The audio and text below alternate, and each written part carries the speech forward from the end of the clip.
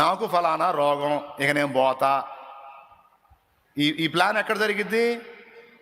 తలకాయలో జరిగిద్ది, మనసులో జరిగిద్ది. ఫస్ట్ నాకు ఇదిగా, నాకు షుగర్గా, నాకు షుగర్ అంటే మామూలుగా కళ్ళు చూపు పోయిద్ది, కాళ్ళకేం పుళ్ళు పడితే తగ్గవు, తర్వాత కిడ్నీలు పోతాయి, తర్వాత గుండె కూడా పోయిద్ది. షుగర్ అంటే మరి ఇట్లా పోయింది, నాకు షుగర్గా, నాకు షుగరు ఏంది ఇంకా గుండె పోలా, నాకు షుగర్గా ఏంది ఇంకా కిడ్నీలు పోలా, నాకు షుగర్గా ఏంది ఇంకా సూపు తగ్గలా. ప్రిపేర్ చేస్తుంటారు బాడీని. ఎక్కడా? మనస్సులో నుంచి ప్రిపేర్ చేస్తూ ఉంటారు, ఆటోమేటిక్గా రెడీ అయింది. నాకు బీపీ బాగా పైకి వస్తే మెదడు నరాలు జిట్లి టపీమని పోతామంట. ఏందో నాకు ఈ మధ్య వెనక నుంచి చట్ అంటుంది. చెట్ అనేది ఒకసారి చిటామని పటామని బయలుపోద్ది. నేను చెప్పేది ఒక జోక్ కాదు బ్రదర్, నిజం. జబ్బు ముదిరి, జబ్బు హింస పెట్టి, జబ్బు చంపే సంగతి తర్వాత, అది ఎప్పుడో సంతకాడు తెచ్చి చంపిద్ది అనుకుందాం. వీడు సగం పొద్దుకే తెస్తాడు, దాని దెబ్బ కదులుపోయి ఆలోచించి ఇంకేం పట్టదో, తిండి పట్టదో, నిద్ర పట్టదో, అందరికి వెళ్ళి చూస్తుంటాడు, ఏదేదో ఆలోచిస్తుంటాడు, జాగ్రత్త అంటుంటాడు, జాగ్రత్త చెబుతుంటుంది, జాగ్రత్త పిల్లలు జాగ్రత్త, నేను పోతున్నా. ఎప్పుడు? ఇట్లాంటి పిచ్చోళ్ళు ఉన్నారు బాబు. అందుకే చెబుతున్నాను నేను, ఫస్ట్ మనస్సును గెలవాలి. మనస్సులోనే ఉంది కీలకం. వివేకవంతుడు గుర్తించగలుగుతాడు. గుర్తించి, ఇప్పుడు చూడండి ఆమె ఎంత తెలివిగా చేసిందో.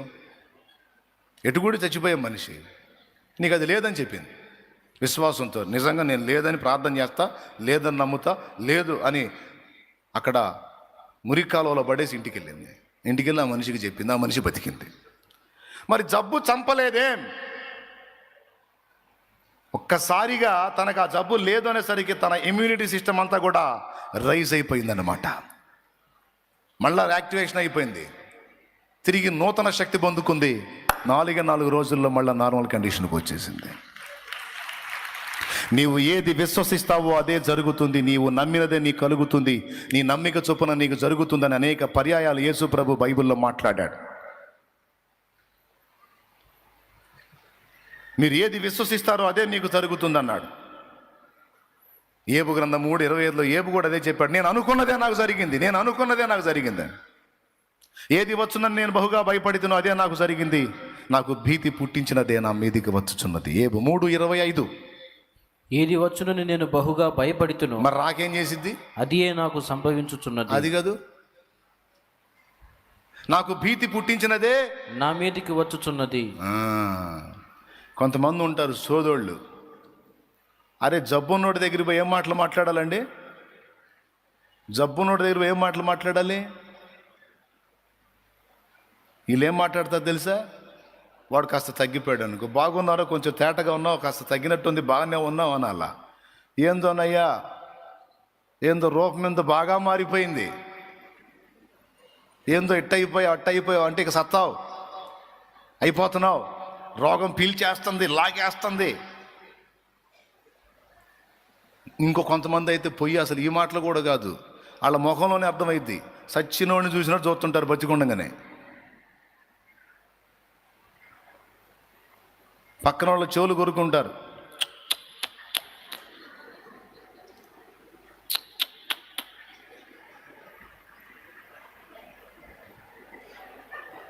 అయ్యా బాగుండావా? మాటలు కూడా వినపట్ల.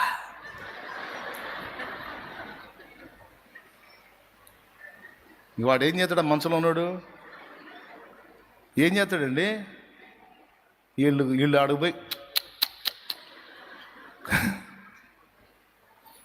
చచ్చిపోతాడు అన్యాయంగా.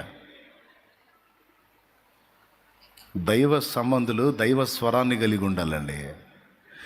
కృంగిన వేళలో నన్ను లేవనెత్తిన చిరునామా నీవేగా, కృంగిన వేళలో ఎత్తిన చిరునామా నీవేగా. నీ కృప నిత్యముండును, నీ కృప నిత్య జీవము, నీ కృప వివరించ నా తరమా యేసయ్యా.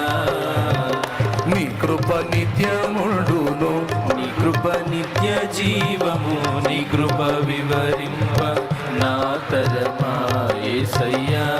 హల్లెలూయా, హల్లెలూయా. వివేకము గల నాయకుడవై యుద్ధం చేయమన్నాడు. పాము వలె వివేకం కలిగి ఉండమన్నాడు.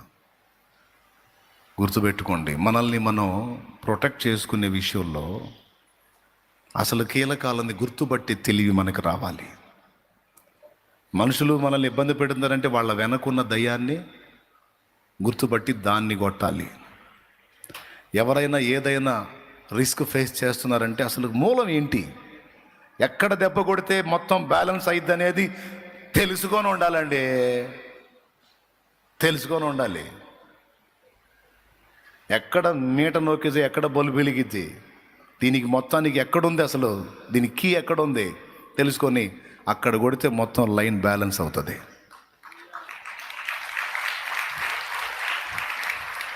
అది నీ జీవితానికి సంబంధించిన విషయమైనా, నీ భవిష్యత్తుకు సంబంధించిన విషయమైనా. టోటల్ లైఫ్ అంతా కొలాప్స్ అయింది మాది. జాగ్రత్తగా వినండి. టోటల్ లైఫ్ అంతా అయిపోయింది, కూలిపోయింది, కుటుంబం ఛిద్రం అయిపోయింది. ఎవరి నోట పట్టింది అపశృతులే. అంత అయిపోయింది, అంత అయిపోయింది, అంత అయిపోయింది, అంత అయిపోయింది. ఆ టైంలో దొరికాడు యేసయ్య, పేదకు దొరికిన పెన్నిదిలాగా. ఆ యేసయ్య మాటను బట్టి, ఆయనను బట్టి ఇంటి మొత్తం మాట్లాడే మాటలకి రివర్స్ మాట్లాడటం మొదలుపెట్టాను నేను. అయిపోయింది అయిపోయింది కాదు, ఇక్కడి నుంచే స్టార్ట్ అవుతుంది మన లైఫ్ అని. ఎక్కడి నుంచే స్టార్ట్ అవుతుంది, ఒక క్రొత్త మలుపు తీసుకుంటది, ఒక నూతన అధ్యాయం ప్రారంభమైంది. అయిపోలా, ఇదే ప్రారంభం, ఇదే ప్రారంభం. ముగిసిపోలా, ఇదే స్టార్ట్, ఇదే స్టార్ట్, ఇదే స్టార్ట్. చూడండి దేవుని కార్యం. మొత్తానికి రివర్స్ అయి మాట్లాడుతుంటే వాళ్ళ వాక్ అయిపోయారు ఫ్యామిలీ. చిన్నగా వాళ్ళు కూడా శుభవచనాలు మాట్లాడటం మొదలు పెట్టారు. చివరికి ఏం జరిగిందో మీకు తెలుసు. అయిపోయిందా, అయిపోయిందా లేకపోతే స్టార్ట్ అయిందా? ఏ మాట నెరవేరింది? విశ్వాసంతో పలికిన నా మాటను నా తండ్రి 100% నెరవేర్చి చూపించాడు. ప్రభునందు ప్రియులారా, 4 ముక్కలు ఇక చివరిలో చెప్పేసి నేను ప్రార్థన చేసేస్తాను. ఎక్కువ చెప్పదలుచుకోలేదు. దేవునికి మహిమ. పరిశుద్ధాత్మ ద్వారా వివేకాన్ని పొందుకోవాలి. ప్రార్థన చేయండి. ఇప్పుడు కాదు, నేను ముగించినాక. ఫస్ట్ పాయింట్గా చెప్పాను, వివేకం గలవాడు తొందరపడి మాట్లాడాడు. అసలు కీలకం ఎక్కడుందో దాన్ని పట్టుకొని పని చేస్తాడు. దానికి ఎగ్జాంపుల్ కానీ ఇవన్నీ చెప్పాను నేను ఉదాహరణలుగా. కప్పని మింగానని వాడు నమ్ముతున్నాడు.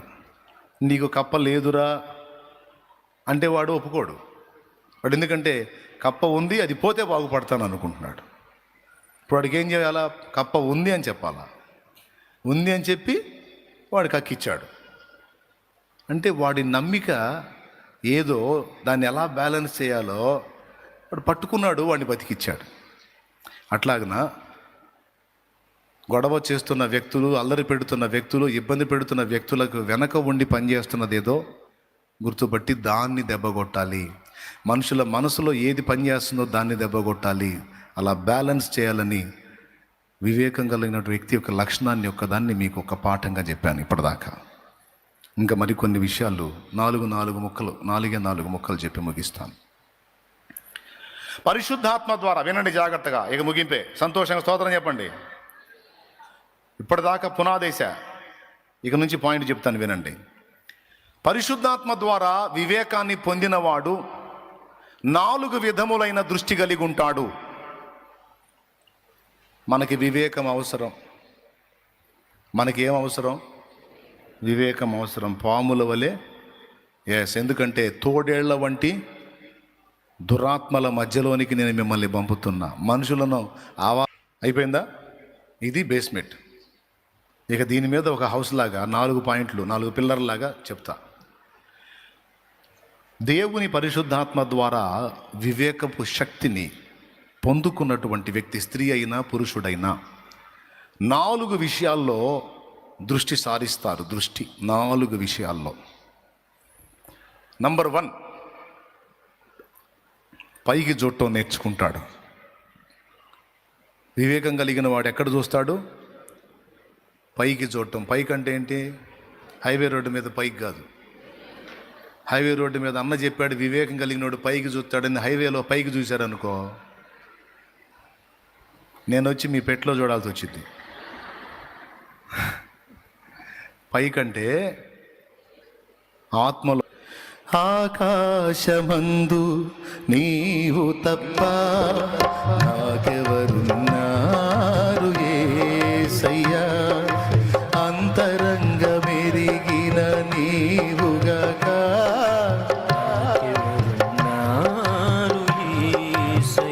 చాలు చాలు, నాకెళ్ళి చూడండి, నాకెళ్ళి చూడండి. పైకి చూస్తాడంటే అర్థం ఏంటంటే, నాకు పైన దేవుడు ఉన్నాడు, నేను ఆయనను ధ్యానిస్తాను. ఎప్పుడు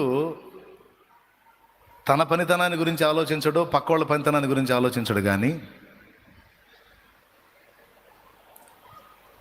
నా దేవుడు ఎంత గొప్పవాడు, ఉన్న దేవుని జ్ఞానాన్ని, బలాన్ని, శక్తిని, ప్రేమను, ఔన్నత్యాన్ని అధ్యయనం చేసుకుంటూ ఉంటాడు.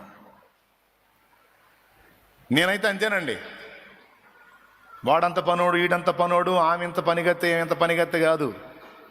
వాళ్ళు ఎంత పనోళ్ళు, ఎంత మేధావులు ముందుకు వచ్చినా మీ అందరికంటే పైన ఉన్నవాడు నా దేవుడు మహామేధావి. మేధావి. నా దేవునికి మించిన పనోడు ఎవరు లేరు. వెళ్ళి నేను ఆయన క్రియలు ధ్యానిస్తా. నా ఖాళీ దొరికితే దేవుని క్రియలే ధ్యానించుకుంటా. కూర్చున్నా కూడా అదే ఆలోచిస్తూ ఉంటా. సముద్రం దగ్గరికి వెళ్తే ఆయనే, మనుషులు కనపడితే ఆయనే, పశుపక్షాదులు కనపడితే ఆయనే, భూమికి వెళ్ళి చూస్తే ఆయనే, ఆకాశంకి వెళ్ళి చూస్తే ఆయనే, చెట్టుకి వెళ్ళి చూస్తే ఆయనే, చేపకెళ్ళి చూస్తే ఆయనే, ఎటు చూసినా ఆయనే. అసలు ఎంత బాగా చేశాడు. అద్దంలోకి, ఆఖరికి అద్దంలో నా ముఖం నేను చూసుకున్నా ఆయనే. నా జీవితంలోకి చూసుకున్నా సున్నితమైన నా దేవుని కదలికలే. ఎంత బాగా డిజైన్ చేసావు దేవా. బైబిల్లోకి చూసిన ఆయనే, భక్తుల జీవితాల్లోకి చూసిన ఆయనే. ఫరో పుట్టిన వాళ్ళందరినీ తీసుకెళ్ళి నైల్ నదిలో పడేయంటారు అంటే, మోషేని తీసుకెళ్ళి ఆ ఫరో ఒళ్ళో ఆడుకునేటట్టు చేసావు కదా మేధావి. నువ్వు మామూలుడి కదయ్యా, నీకు స్తోత్రం. అసలు ఎక్కడికెక్కడికి లింక్ చేస్తావు యేసయ్యా? అసలు ఏంటైనా నీ పనితనం ఏమైనా అర్థమవుతుందా మీకు? ఏమర్థమైంది? కొంతమంది చేతులు ఎత్తట్లా, అసలు అర్థం కాలేదనుకుంటా. అమ్మ మీరు ఎటు చూస్తున్నారు? ఆయనకి వెళ్ళి చూసుకుని ఆయన్ని ధ్యానం చేసుకునేటట్టు ఉన్నారా, లేకపోతే ఇంకెటు చూస్తున్నారు? మా ఆయన భలే తెలివిగలడు అన్నయ్య. ఒక్కొక్క ఆయనకి వెళ్ళి చూస్తుంటుంది. ఆ తెలివి ఒకరోజు మూతి ముక్కు 2 పగిలి ఎట్టా అంటాడో నాకేం తెలుసు.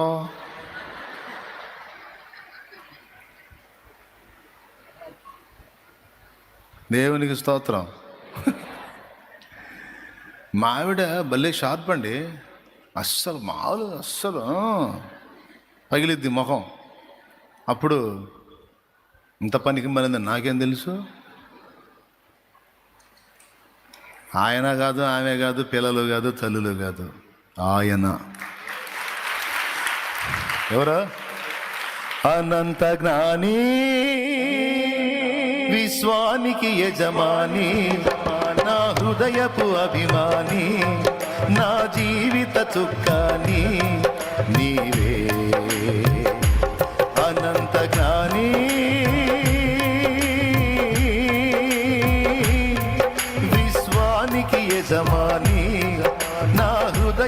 అభిమాని, నా జీవిత చుక్కాని నీవే. స్తోత్రం స్తోత్రం. నాకైతే ఎవరిని పొగిడినా నచ్చదండి, ఆయన తప్ప. ఆయనే. ఎవరన్నా వచ్చి ఆయన్ని పొగుడుతుంటే మాత్రం నాకు హాయిగా ఉంటుంది. ఆయన దీవించి ఆయన జ్ఞానం ఇచ్చి నడిపించే భక్తుల్ని కనపరిచినా ఇష్టపడతా. కానీ నంబర్ 1లో మాత్రం ఆయన గురించి మాట్లాడాలి ఎవరు వచ్చినా. కొంతమంది నా దగ్గరికి వచ్చి దేవుణ్ణి కనపరచకుండా దెయ్యాన్ని గొప్ప చేసి మాట్లాడుతుంటారు. నాకు పట్టింది శక్తి పట్టిందంట అన్నయ్య, శక్తి పట్టిందంట. మామూలు కాదంట. నేనంట అట్టయితే సత్తావుగా అంట. అదేందా అన్నయ్య, ఇక సత్తావు మరి దేవుడి దగ్గరికి వచ్చి కూడా శక్తి పద అంటున్నావుగా. శక్తుల పైన అధికారం పొందినవాడని యేసుని గురించి రాస్తుంది. అన్ని నామముల కన్న పైనామము యేసుని నామము, ఎన్ని తరములకైన కొనియాడదగినది యేసు నామము. యేసు నామము జయం జయము, సాతాను శక్తులు లయం లయము. యేసు నామము జయం జయము, సాతాను శక్తులు లయం లయము. హల్లెలూయా హోసన్నా హల్లెలూయా హల్లెలూయా హల్లెలూయా హోసన్నా హల్లెలూయా హల్లెలూయా హల్లెలూయా హల్లెలూయా హల్లెలూయా. సోదరులేమో మనుషుల మీద అతిశయపడుతుంటారు. ఏమనుకోకండి తిడుతున్నానని. సోదరులేమో మనుషులను బట్టి అతిశయపడతారు. పరిశుద్ధాత్మ ద్వారా వివేకం గల హృదయం గలవాడు లేడు, దేవుని బట్టి అతిశయపడతాడు. ప్రభువునందు అతిశయపడతా ఉంటాడు. నా దేవుడు గొప్ప, నా దేవుడు మేధావి, నా దేవుడు రోషగాడు, నా దేవుడు సజీవుడు, నా దేవుడు సమస్తాన్ని తలక్రిందులు చేయగలిగినటువంటి వాడు, నా దేవుడు సార్వభౌముడో అని ఆయనను బట్టి అతిశయపడతారు. ఆఫ్ మైండ్ వాళ్ళు మనుషుల్ని బట్టి అతిశయపడతారు. తమ జ్ఞానాన్ని బట్టి, తమ కులాన్ని బట్టి, తమ మతాన్ని బట్టి, తమ హోదాన్ని బట్టి ఏవి నిలవు. అతిశయించేవాడు ప్రభువునందే. అది నీకు వివేకం గల హృదయం ఉందో లేదో ఇప్పుడు చూసుకో. నిన్ను నువ్వు పరీక్ష చేసుకో. నంబర్ 1 ఎక్కడికి చూస్తాడని చెప్పాను? వివేకం గల హృదయం కలిగిన వాడు పైన ఎవరున్నారు? ఆయనకి వెళ్ళి చూడటం అంటే అర్థం ఏంటి? ప్రతి విషయంలో ఆయనను ఘనపరుచుకోవటం, ఆయనను బట్టి అతిశయపడటం. నువ్వు వాళ్ళని సరిగా పట్టించుకోవట్లేదంట, గౌరవించట్లేదంట, ఫలానోళ్ళు ఫీల్ అయ్యారు, ఫలానోళ్ళు ఇలా అన్నారు, ఫలానోళ్ళు అలా అన్నారు.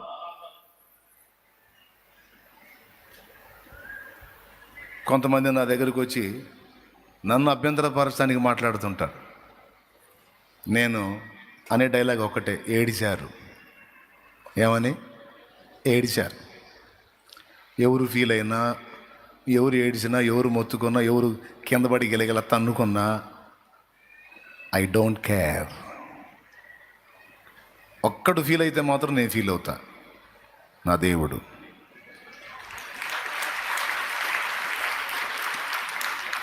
నా దేవునికి శత్రువైనోడు నాకు శత్రువే.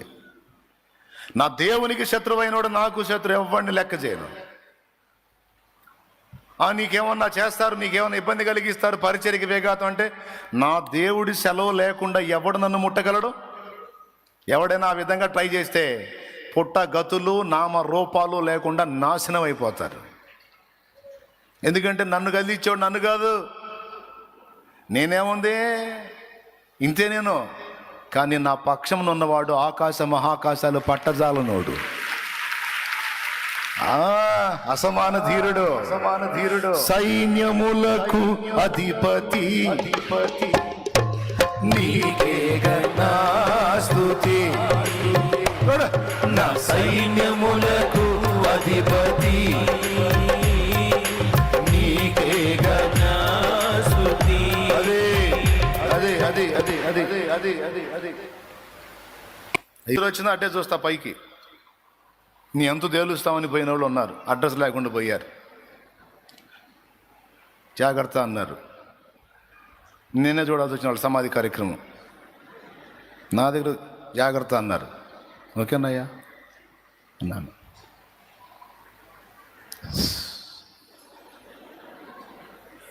ఏం నాకేం తెగ జాగ్రత్త చెబుతావు, నువ్వు పోతున్నావురా. నా ముఖం మీద మళ్ళా ముఖం మీద ఏలుబెడు. అయ్యా అలాగేనయ్యా. పోయే అయిపోయే. నిజం. ఎందుకు? నన్ను ముట్టినోడు ఎవరిని ముడుతున్నాడు? నాకు తోడై ఉన్నాడు ఆయన. నా చెయ్యి పట్టుకొని ఉన్నాడు ఆయన. నాకు వాగ్దానం చేసిన వాడు నా దేవుడు, నమ్మదగినవాడు. అంతే. రెండవది 4 చెబుతున్నాను. మొట్టమొదటిది దేవునికి వెళ్ళి చూసుకుంటాడు. ఏమండి? రోగంకి వెళ్ళి చూడ్డం, అప్పుకి వెళ్ళి చూడ్డం. అయ్యో ఇను ఏంది, నాకు షుగరు 30 ఏళ్ళు అయింది. ఒక ఆయనకి వచ్చి షుగరు 30 ఏళ్ళు, ఒక ఆమెకి వచ్చి 25 ఏళ్ళు. ఇనప మొక్కలాగా ఉన్నారు. ఏం గుండె బాగాలేదే, కిడ్నీలు బాగాలేదే, లివర్ బాగాలేదే, కళ్ళు బాగాలేదే? పోవాలిగా 25 ఏళ్ళు. నిన్నగాక మొన్న షుగర్ వస్తే చాలు, ఇంకా 4 రోజులు పెట్టాలన్నట్టు తయారవుతున్నారు. 25 ఏళ్ళు ఇనప మొక్కలాగుందో తల్లి, నేను చూపిమంటే ఆమె ఇష్టపడదు కనపడటానికి. ఆమె చెప్పింది 25 ఏళ్ళు అయ్యా అని. నాకు షుగరు, డయాబెటిక్ పేషెంట్ అని నన్ను డిసైడ్ చేసి 25 ఏళ్ళు చూడు నన్ను అంది. ఏది ఇంత రిపోర్ట్ వస్తే చాలు, ఇక దానికి వెళ్ళి చూడటం, వచ్చినోడికల్లా చూపెట్టు. ఇదిగో చూడయ్యా, ఇదిగో చూడయ్యా, ఇంక నేను పోతానంటయ్యా.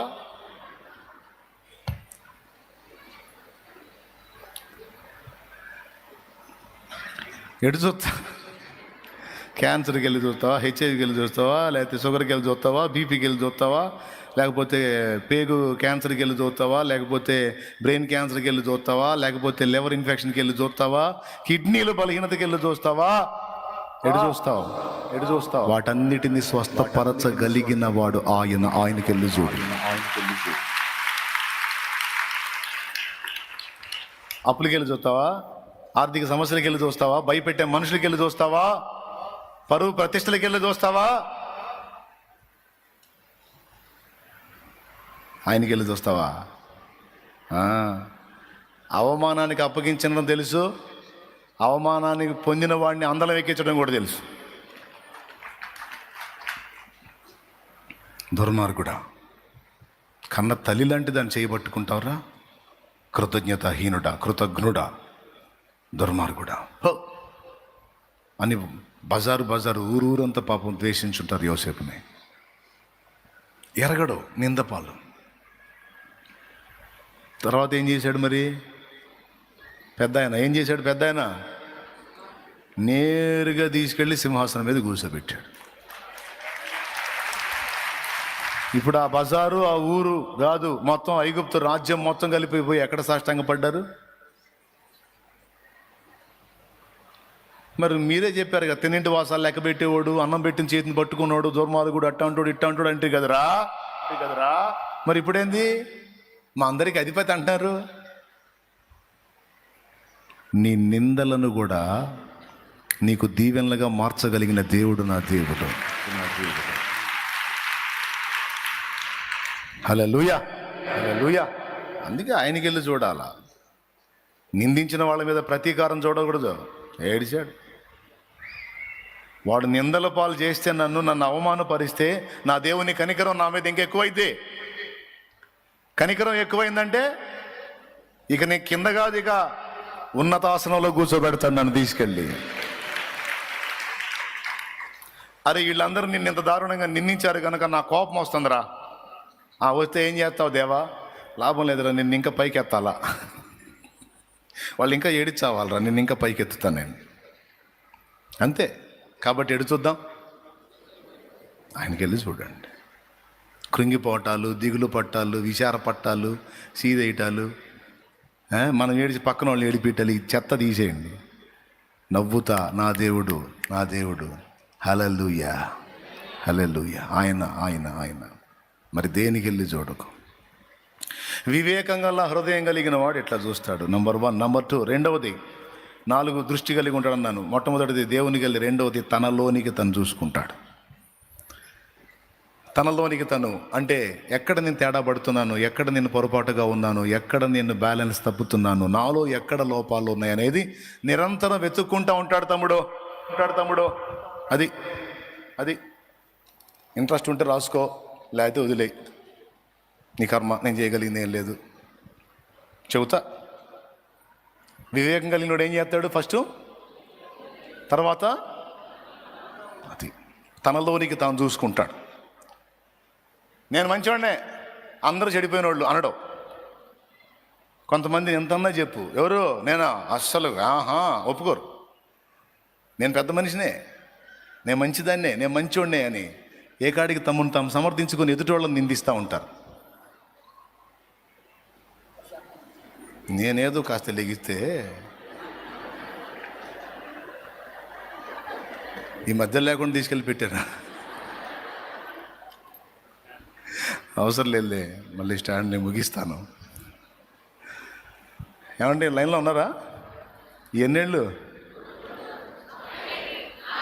అమ్మాయ్యా, అందరు లైన్లోనే ఉన్నారా? అయిపోయింది, ఇంక రెండోది వచ్చింది, ఇంక రెండే. తనలోనికి తను చూసుకుంటాడు. ఏ విషయంలో తెలుసా? పొగుడుకోవటానికి కాదు, లోపాలు ఉంటే దిద్దుకోవటానికి. ఎప్పటికప్పుడు వివేక హృదయుడు తనలోనికి తను చూసుకుంటాడు. నాకు దేవుడు నేర్పింది ఇదే. ఎదుటోళ్ళలో తర్వాత వెతుకుతూ కానీ ప్రతిసారి ప్రతిరోజు నీలోనికి నువ్వు చూడటం నేర్చుకో కుమారుడా అన్నాడు. పక్క ఒక శత్రువు నన్ను ఎలా వెతుకుతాడో నన్ను నేను అలా వెతుక్కుంటా. ఎవరైనా నన్ను వెతికే వాళ్ళు ఉన్నా కూడా నేను వాళ్ళని ద్వేషించను. ఎవరైనా నన్ను వెతికే వాళ్ళు ఉన్నా నేను వాళ్ళని ద్వేషించను. ఎందుకంటే వాళ్ళు నాకు హెల్పర్స్, వాళ్ళు నాకు సహాయకులు.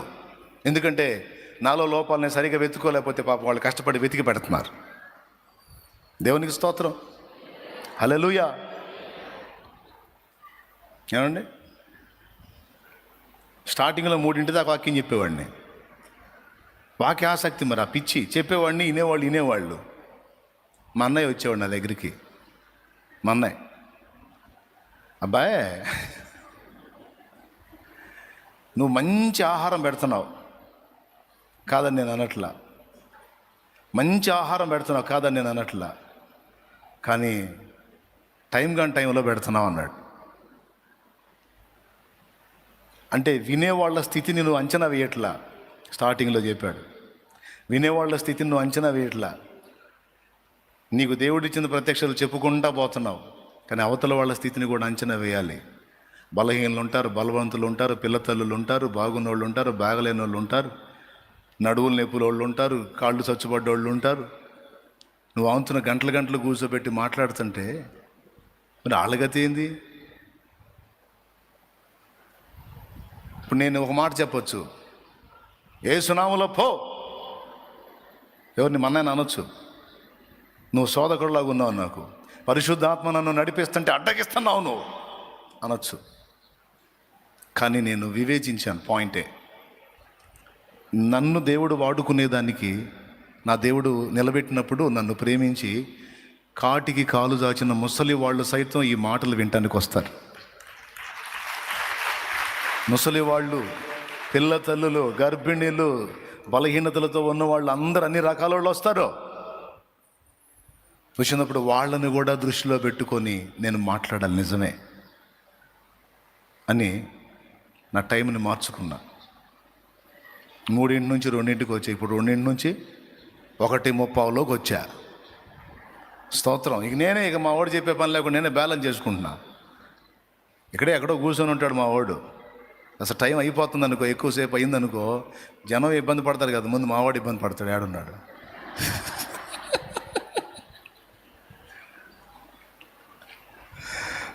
దేవునికి స్తోత్రం. హల్లెలూయా. అన్నీ తీసుకొని కొన్ని తీసుకుంటా. ఇది నిజమే, ఇది నిజంగా దిద్దుకోవాల్సిన పాయింటే అని అనుకున్నది తీసుకుంటాను నేను. నాకు తెలుసని అనేక విషయాలు తెలుసని గంటలు మాట్లాడితే కష్టం కదా. అవతలాళ్ళ హృదయాలను కూడా గమనించాలి, అవతలాళ్ళ ఆరోగ్య స్థితిగతులు గమనించి మాట్లాడాలని క్రమపరుచుకున్నా. లేకపోతే 3 గంటలు కూర్చుని లేవనీయకుండా మాట్లాడతా. ఇక నడువులు గిడువులు అక్కడే బడి దొల్లాడాలి. ఇక అదిగో మా అమ్మ, దేవునికి స్తోత్రం. హల్లెలూయా. ఇక అంతే, అల్లాడిపోవాలా. కానీ మార్చుకున్నా.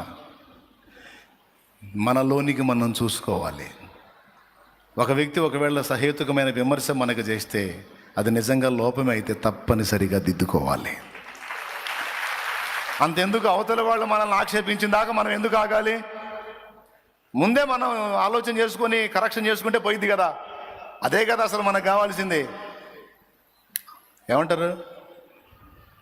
వివేకి తనలోనికి తను చూసుకుంటాడు. అవతల వాడిని మాట అనటానికి ఛాన్స్ ఇడు, అవతల డైలాగ్కి ఛాన్సే ఉండదు. ఫలానాది బ్యాలెన్స్ చేసుకుంటే బాగుండే అని అవతలోడు అనకముందే అది దిద్దుబాటు అయిపోయింది. ఎంతమందికి అర్థమైందో ఏమో. 2, మూడవది సమాజం వైపు చూస్తాడు. మూడోది ఎటు చూస్తాడు? ఫస్ట్ దేవుని వైపు చూస్తాడు. రెండవది తనలోనికి, తన లోపాలలోనికి చూసి కరెక్షన్ చేసుకుంటాడు, దిద్దుకుంటాడు. మూడవది సమాజం వైపు చూస్తాడు. ఎందుకో తెలుసా? ఈ సమాజానికి నా అవసరత ఏముంది, ఈ సమాజానికి నేను ఏ విధంగా ఉపయోగపడాలి, ఈ సమాజాన్ని చక్కదిద్దడానికి నా వంతు నేనేం చేయాలి, ఈ సమాజానికి మేలు కలుగునట్లు నా పనేంటి అనే ఆలోచన కలిగి ఉంటాడు. వివేక హృదయం కలిగిన వాడు. వివేకం లేనివాడు సమాజం ఎట్టబోతే నాకెందుకు, నేను బాగుండాలి, నా ఇల్లు బాగుండాలి అని అంతవరకే ఆలోచిస్తాడు, అంతవరకే బతుకుతాడు. కానీ దేవుని పరిశుద్ధాత్మ ద్వారా వివేక హృదయం కలిగిన వాడు సమాజానికి నా అవసరత ఏంటి, సమాజాన్ని ఉద్ధరించడానికి నేనేం చేయగలను అని ఆలోచన చేస్తాడు. మూడవ విషయం. 4వ సంగతి, శత్రువు కదలికల వైపు దృష్టి పెడతాడు. శత్రువు అసలు వాడు ఎటు నుంచి పని చేస్తున్నాడు, ఏ వైపు నుంచి అటాక్ చేయడానికి ట్రై చేస్తున్నాడు, ఎక్కడ మనల్ని దెబ్బ కొట్టడానికి కుట్ర బన్నుతున్నాడు, ఏ వ్యక్తుల్లో ఉండి కదులుతున్నాడు, ఏ విధంగా మనల్ని కృంగదీయడానికి ట్రై చేస్తున్నాడు, ఆ దృష్టి కలిగి ఉంటాడు. ఎటు 4వది ఎటు? శత్రువు కదలికల వైపు దృష్టి కలిగి ఉంటాడండి వివేక హృదయుడు. వాడు అటాక్ చేసిందా కాగడు, ఎత్తు దెబ్బకి దెబ్బ పడిపోయి ఉంటుంది అక్కడ, అంతే. స్తోత్రం. హల్లెలూయా. వాడిని కనిపెడతా ఉంటాడు అన్నమాట. నేను కూడా కనిపెట్టుకుంటా ఉంటాను. ఈ 4 విషయాల్లో దేవుడి కృపను బట్టి నన్ను బ్యాలెన్స్ చేసుకోవడానికి నా దేవుడు నాకు కృపనిచ్చాడు. అదే ఈరోజు మీకు నేర్పుతున్నాను నేను. 4వది ఎటు? శత్రువు కదలికల మీద మైండ్ పెడతాడు. నా పిల్లలు ఇలా ఉండరే, ఇట్లా ఉన్నారంటే దీని వెనక, నా ఫ్యామిలీ ఇలా ఉండదే, ఇలా అవుతుందంటే దీని వెనక, నా భర్త ఇలా ఉండడే, ఇలా అవుతున్నాడు అంటే దీని వెనక అసలు దొంగని పట్టుకుంటారు. అంతేగాని మనుషులతో వసంతం ఆడరు, మనుషులతో పోరాడరు. మనుషుల్ని వెనకుండి ఆట ఆడిస్తున్న శత్రువుని కొడతారు. అలాంటి వివేకం కలిగిన వాళ్ళతో సైతాను కూడా జాగ్రత్తగానే ఉంటాడు. అందరిలాంటి వాళ్ళు కాదు, ఈ అందరిలాంటి వాడు కాదు, మహాముదురు. ఈ ముదురు దగ్గర మనం తన్నులు తింటాం ఎందుకు, ఆయన వదిలేస్తే పోయిద్దని అటు సర్దుకుంటాడు.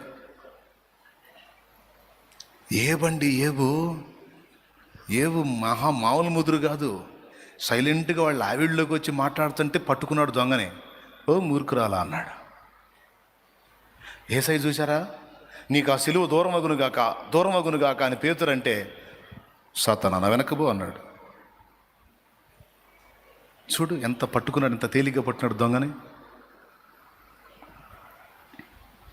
మనల్ని దారి మళ్లింపజూసేటువంటి వ్యక్తుల వెనక పనిచేస్తున్న దుష్టశక్తుల్ని గుర్తుపట్టాలి. ఈ గ్రహింపు వివేక హృదయులు కలిగి ఉంటారు. 4 సంగతులు. మొట్టమొదటిది, ఎటు చూస్తాడు, ఎటు దృష్టి పెట్టి ఉంటాడు. రెండవది, తనలోనికి తను చూసుకుంటాడు, తన లోపాలు. యుద్ధంలో సగం గెలిపేంటో తెలుసా? మన బలహీనతలు మనం ఎరిగి ఉండుట, మన లోపాలు ఎరిగి దిద్దుకొనుట.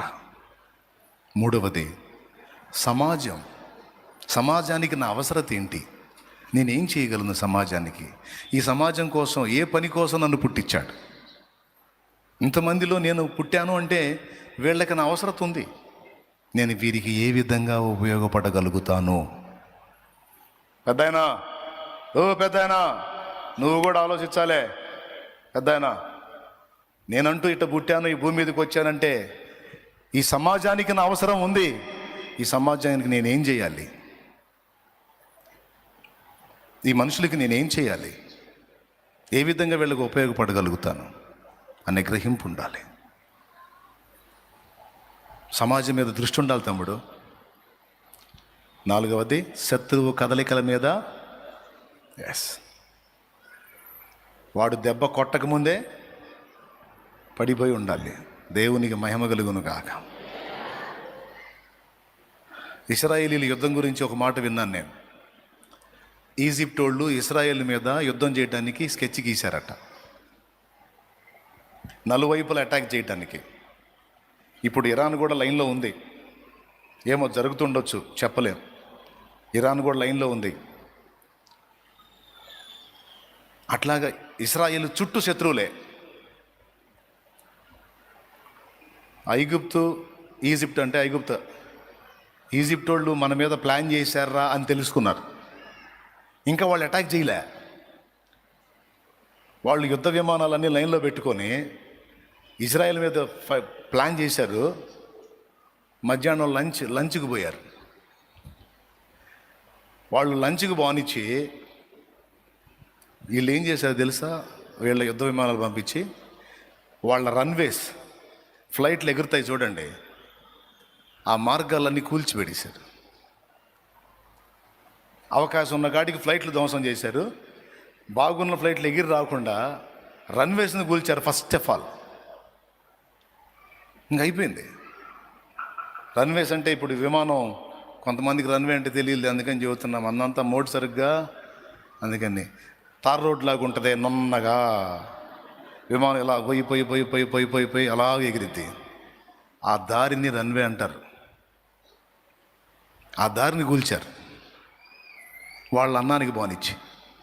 వాళ్ళు వచ్చి చూసుకుంటే మొత్తం ధ్వంసం అయి ఉంది. ఇప్పుడు విమానం ఎంత పెద్ద విమానం అయినా, ఎన్ని సామాన్లు ఉన్నా అది బాదు, దారి కూలిపోయిందిగా. ఇంకేం చేస్తారు? మామూలు కాదురా అనుకుంటా సర్దుకున్నారు యుద్ధాన్ని. అంటే వాడు దెబ్బ కొడతాడు, కొట్టిందాక ఆగరు. కొడతాడని డౌట్ వస్తే ముందే పోయి కొట్టొస్తారు. అది ఇజ్రాయెల్ గొప్పతనం. అదండి రన్వే. కాపాడేవరా? తార్ రోడ్ లాగా చూడండి, అది రన్వే. అవి మొత్తం ధ్వంసం చేసి వచ్చారు. వాళ్ళ యుద్ధ పనితనాలు భలే ఉంటాయిలే. అట్లాగా శత్రువు కదలికల మీద ఎప్పుడు మెళకువగలిగి ఉండాలి. యేసయ్యే చెప్పాడు, వివేకం కలిగి ఉండండి, నిష్కపటులై ఉండండి అన్నాడు. దేవుడు ఆ వివేక గల హృదయాన్ని మనందరికీ దయచేయునుగాక. ఇంకా చాలేండి, పైకి లేండి. ఇప్పుడు నేను అన్నమాట ప్రకారం 1:30. ఒక పక్క మీకు వాక్యం చెబుతాను, మరో పక్క చూసుకుంటున్నా. మరి ఏం చేస్తా? ఇప్పుడు ఎంత హాయిగా ఉంది మీ ప్రాణానికి. కూటం అయిపోయిందిలే. దేవునికి స్తోత్రం కలుగును. హల్లెలూయా.